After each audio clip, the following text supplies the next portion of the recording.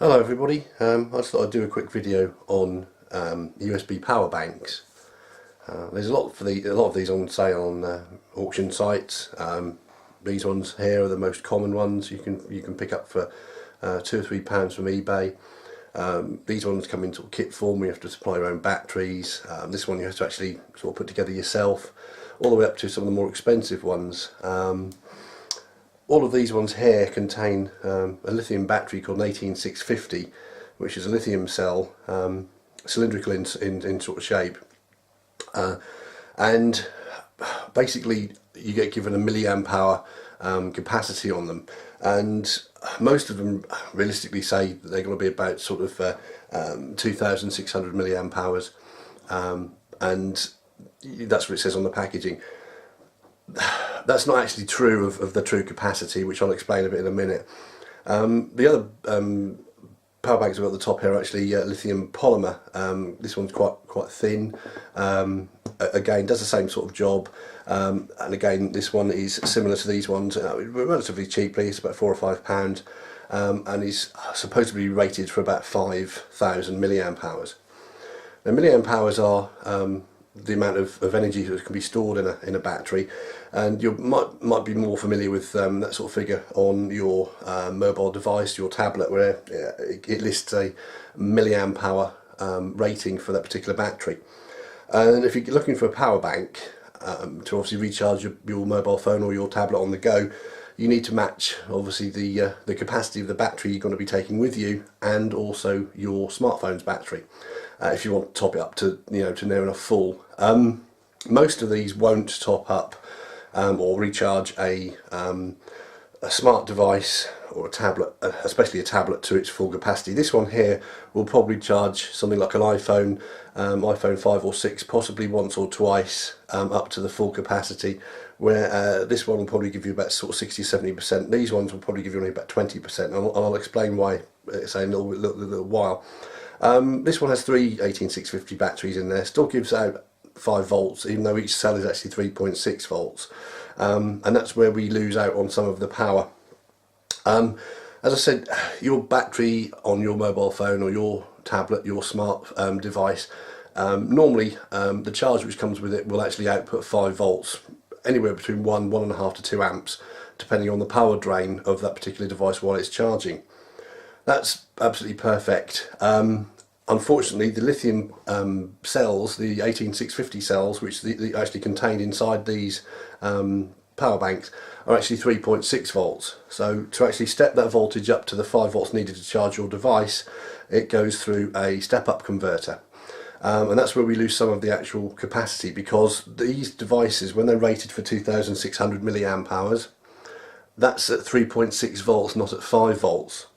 So after a little piece of maths, quite simple maths really, it's the capacity in milliamp hours of the battery bank you're looking at, times the actual battery voltage, which in this case is 3.6 volts, and then you divide that by the 5 volts of the output voltage, which obviously is 5 volts, and that gives you the nominal capacity.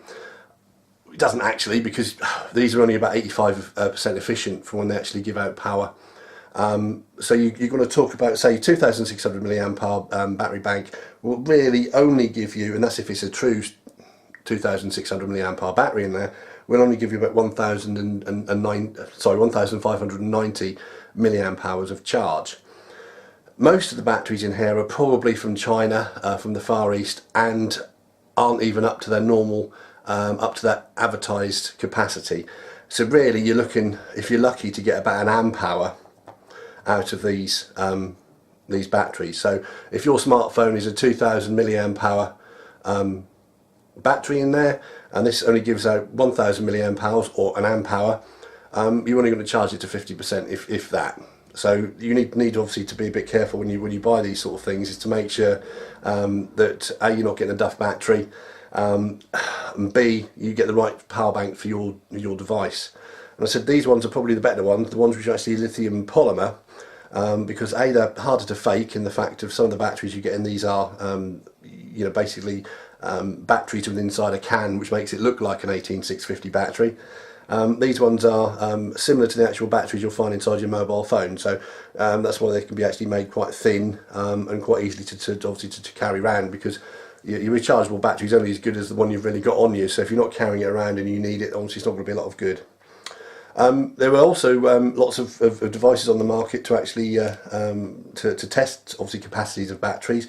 Something like the this thing here, which is an actual a USB like power doctor, that'll actually give you a reading, and it will actually tell you what the actual capacity is of that particular, let me get it in front of the camera, that particular battery, and any device you plug into it, it will actually give you the milliamp hour rating. So you can actually test these battery boxes quite easily, so you don't get caught out, or you can make sure you can actually change the batteries in. Most of these you can actually, the ones at the front here, you can, with the exception to this one, you can actually change the batteries. So if you do get a Duff battery, you can order 18650 batteries from eBay or anywhere else, Amazon, and you can actually change and swap them out if you get a damaged cell.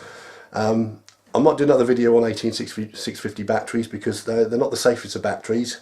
Some of them come with built-in protection circuits, some don't. If you get the ones that don't, and you either overcharge or undercharge or short circuit them, they can explode. They have done. They're the same batteries which are carried in laptops to actually supply your laptop with power. There's banks of them in the power pack, which is obviously attached to the back of a normal laptop. Main reason for this video is lots of people I know of have bought battery banks in the past, and they've thought they're going to be able to charge their mobile device up at least once or twice and have it with them in case of emergency, and get quite disappointed when they can only get maybe 20 or 30% charge, and that's because of basically the rating of the battery. If you want obviously to get have a nice stopgap, a nice safeguard, if you search for lithium polymer battery banks on either Amazon or eBay, or if you look for them in the shops, you'll find them. They're a lot thinner than obviously normal. I mean, this one is sort of basically wallet sized. It's only sort of probably about sort of 3 or 4 mils in thickness. Although we'll charge a smartphone up to about 70%. Same with this sort of thing. This does take 18650 batteries, but they are of a professional range. And as you can see on there, it has multiple outputs. It has a capacity of 11,200 milliamp hours, and it's got a built-in lead and obviously a battery checker and bits and pieces on the side. This particular one came from Amazon, and it's one I use quite frequently if I'm going to be away from obviously a wall power supply, so I can keep my devices charged up, and also partially charge a tablet. These other ones here won't really touch a tablet more than possibly 1 or 2% before they shut off. So that's basically mobile phone battery backups, USB battery power banks, whatever you want to call them. Just be careful when you're ordering them that you make sure that you know what you're looking for in ratings of milliamp hours, and don't get sold a lemon. So there's plenty out there, and please be careful with 18650 batteries, especially in some of these devices which, once you actually take them out, they haven't got any battery protection, the actual battery protection inside the actual cases of these chargers. So especially the metal ones, they are very, very tight fit, and I wouldn't want to carry one of those around in my pocket in case the battery terminals manage just to actually short out on the metal work, and you could end up with a very hot pocket at the very least, or an explosion. Thank you very much for watching. If you liked my video, then please press like, and hopefully I shall be uploading some more shortly. Thank you.